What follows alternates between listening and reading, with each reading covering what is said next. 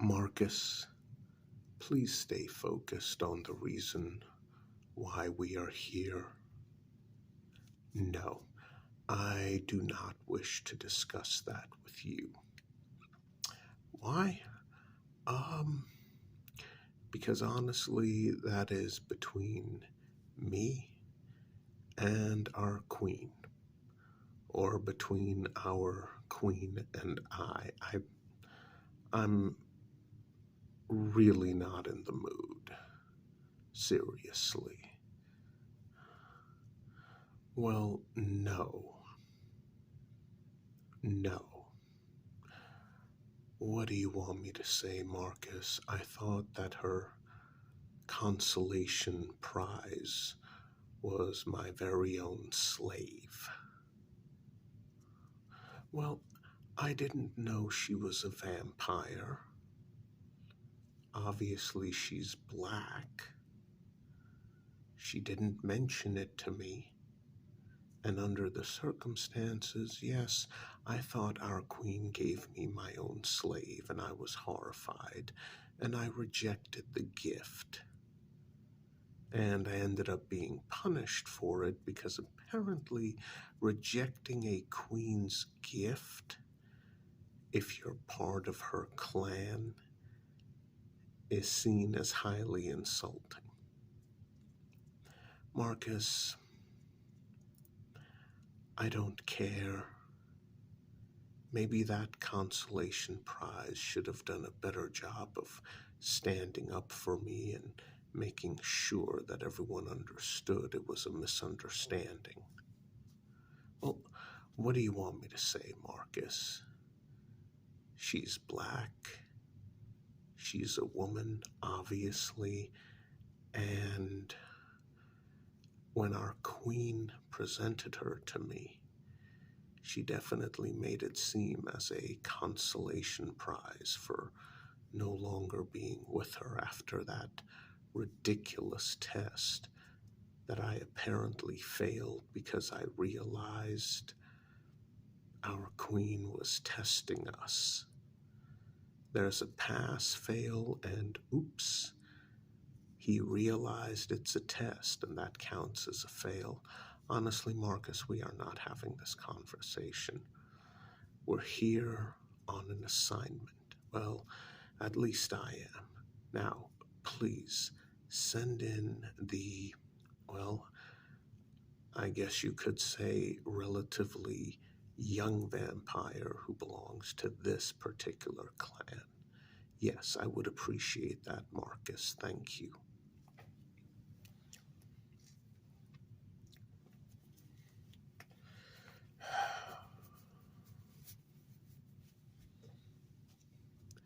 Yes, hello. Please have a seat. hmm I've reviewed what's been going on here. Now, as you know, as an INFJ personality type, I can offer perspectives that perhaps others haven't considered. And my queen is happy to lend me out to other clans. hmm hmm Well, Terra, oh, your name is not Terra, okay? It used to be. hmm You changed it to Candace after the curse of Sargos took hold, and you inherited all of this man's positive traits. I see, I see. Now, what stage of the curse are you currently in? The first one. Okay, obviously I don't have to tell you, that is not good. That is not good. So, please tell me why this man has not accepted you as your, I mean, I don't even know what the proper term is, life partner, um, vampire spouse. Well, as an INFJ, I tell it like it is and I don't sugarcoat it. Now, there are a couple of things I don't understand. First of all, yes, I am aware of the fact that your queen insists on formality. Well, that's why I'm dressed up in a tuxedo, tails, a top hat, and white gloves, as you can see. However, your queen is also a very pragmatic one, possibly more so than mine. So, just tell me straight. I know how the curse was invoked. I know how it took place. Let's not talk about that. Well, the curse of Sargos can only be invoked one way, and apparently you messed up. But okay, we're not here to dwell on that. We're not here to talk about that. We're here to fix the situation, because you being in stage 1 of the curse, yeah, that's going to be a problem down the road, and you know why. So, let me just make this very easy. The best thing you can do is to, 1, apologize to him. Okay, I get it. Technically, you are not Terra. You are a new individual. That's why you changed your name. You've inherited all of his positive personality traits, and you're a different person, and he seems to have accepted that fact. However, he's still very angry at you for what you did to him. So, like a lot of men, human men, in human relationships with human women, as you were once yourself, back in the 1800s, men apologize all the time for having done nothing wrong, because it's just easier than having their women angry at them. So, I would suggest that you take a page out of a human male's book and apologize to him for what you did. In this case, you have a legitimate reason to apologize. I know you don't feel that way. I know technically vampire culture says you never apologize for that sort of thing, but you need to apologize. Why? Because you're under a curse, and you're in stage 1 of that curse. This goes on any longer, you know what's going to happen. So, number 1, apologize. Number 2, you've gotten to know him.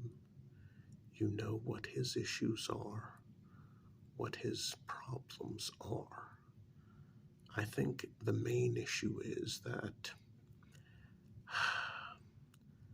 I do believe that this man is an INFJ personality type as well. And I can tell you this. Standard issue procedure for seducing him is not going to work if he's angry with you.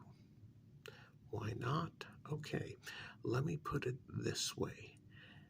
It's like, well, you actually have a knowledge of cars, which I find a little surprising. Okay, yes, maybe that's a bit sexist. Fair enough. But you have a knowledge of cars. Imagine taking the world's greatest mechanic, who has fixed countless number of 4-cylinder, V6, V8, vehicles, with and without turbos, with and without superchargers. But he has never worked on a Wankel rotary engine in his life. And you show up at his garage with a Mazda RX-8. See the problem? You think he's going to be able to fix your Wankel rotary engine, an engine he's never worked on before in his life? And he happens to be the world's greatest mechanic when it comes to four-cylinder V6, V8 engines. You see the problem? INFJ personality types, we make up at most 2% of the world's population, probably closer to 1. Normal seduction techniques on him have not worked, and they will not work because he's angry with you. So number 1, apologize, okay? Make it sound sincere. Number 2, you know what all of his issues are. You need to fix them. Well, for example, I was reading the brief that was prepared for me. He's a type 2 diabetic. I know for a fact that vampire culture, community, call it what you will, you guys know how to cure type 2 diabetes, even to the point of restoring dead nerve endings at the bottom of feet. So that's what you need to do. And I don't mean the temporary fix, I mean the permanent one. Well, it doesn't matter how difficult it is to get the ingredients. You need to do that.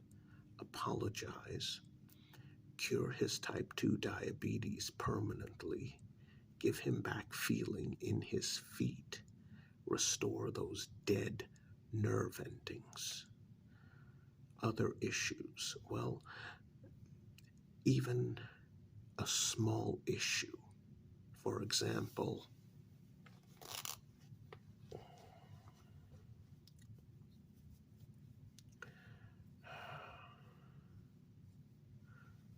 this one, this small flashlight.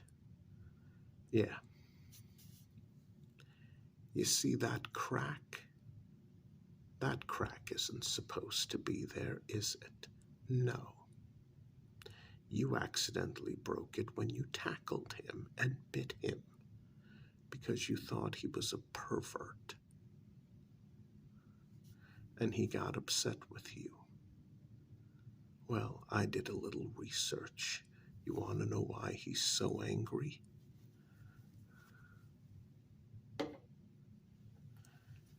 The flashlight was a gift from a friend, one who's no longer around, and you broke it. Now, thankfully for you, that particular model is still made today. So, you're going to need to replace it. Tell him you worked some sort of vampire magic and repaired it. Buy one exactly like it. Obviously without a crack in it. Get rid of this one. Tell him that the brand new one, you fixed the crack using vampire magic. I mean, after all, there is such a thing as vampire magic, so tell him that.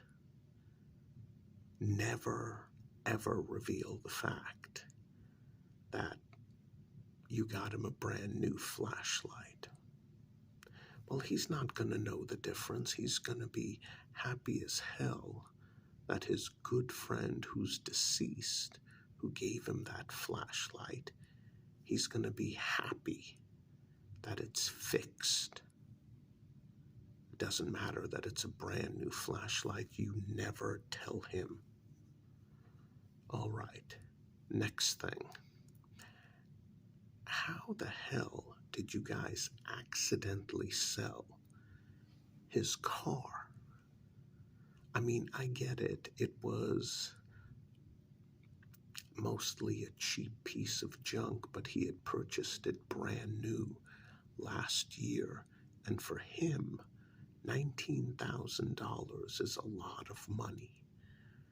I mean, there's about 2 models that you can get for about $19,000 brand new nowadays as cars. They're both slow as hell, and the one he happened to buy is the slowest out of the 2. How did you guys accidentally sell his vehicle?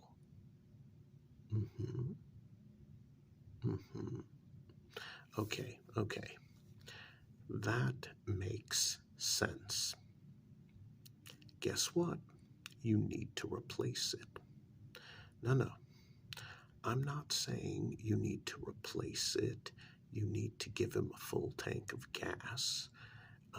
You need to hand him the keys right now and watch him leave out the door.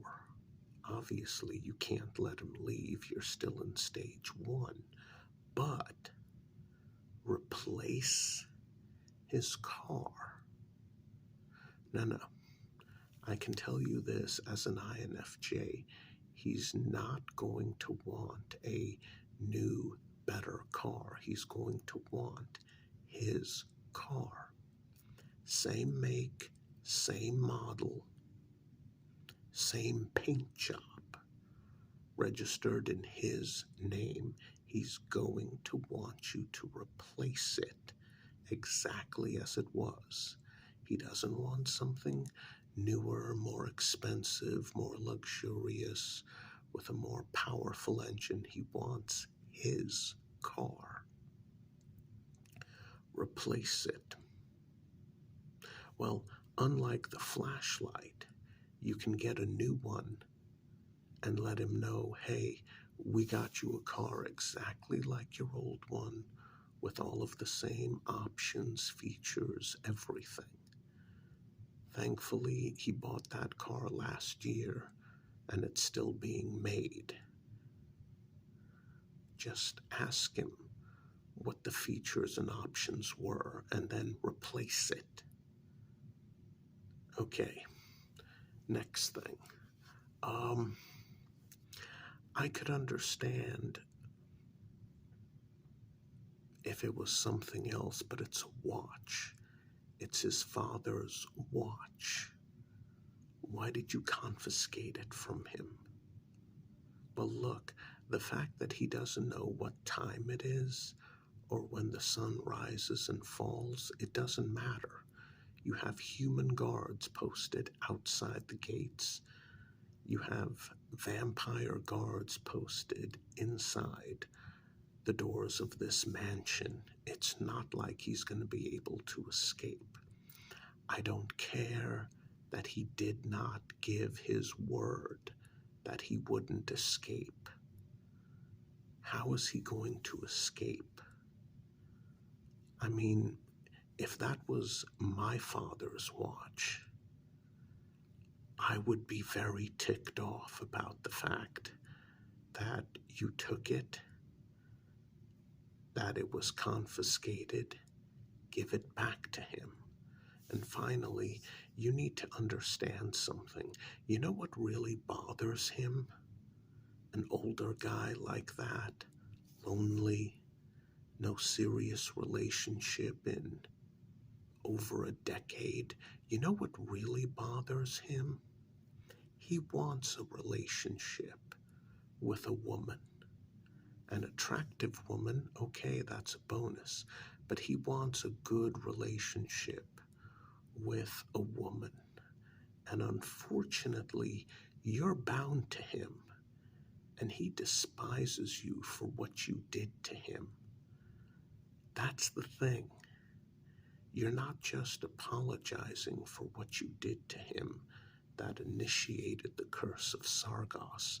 You're apologizing for taking the one thing he wanted in this world and, yeah, basically perverting it. He wants a relationship with a woman, someone soft, warm, kind. I get it. You can be all of that. You can. But here's the thing. He looks at you and he sees the woman who attacked him, who pretty much violated him. You took his dream of being with a warm, loving woman, being in a relationship where she wouldn't just leave him, and you perverted it into a nightmare. You took his dream and you perverted it into a nightmare. That's the real reason why he hates you. Well, he's an INFJ personality type, and so am I. That's right. If he was sitting here talking to you, and I was in wherever the hell you have him sitting in right now, if our places were reversed, yeah, he'd be telling you the same thing. Apologize to him. Replace the flashlight. Don't tell him you did it. Replace his car. The type 2 diabetes, cure him of that. Every little health issue he has, fix it. Use vampire magic. And then maybe you'll be able to gently seduce him. That's all I've got.